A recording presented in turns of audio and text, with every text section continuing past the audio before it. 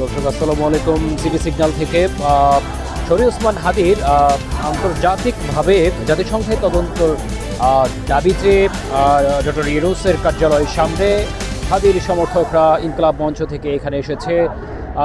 শরী ওসমান বিন হাদি প্রায় হত্যাকাণ্ডে প্রায় 50 দিন হয়ে গেছে। তো সেক্ষেত্রে এখনও পর্যন্ত তদন্তের কোনো অগ্রগতি বা কোনো কী হিসেব, সেই হিসেব নিরপেক্ষ তদন্তের জন্য শরী ওসমান হাদির বিচার নিরপেক্ষ জাতিসংঘের তদন্তের মধ্যে এই দাবি জানিয়ে তারা আজকে বিকাল 5টা থেকেই শরী ওসমান হাদির সহযোগী আব্দুল আল জাবের এবং আমাদের ডাকসুর সেই মুক্তিযুদ্ধ সম্পাদিকা ঝুমা এবং ওসমান হাদির স্ত্রী এখানে এসেছে। ওনারা ভেতরে রয়েছে, পুলিশ প্রোটেকশনের ভিতরে রয়েছে। এর মধ্যেই ইনকলাব মঞ্চ এখানে সেই বিকাল 5টা থেকে অবস্থান করেছে।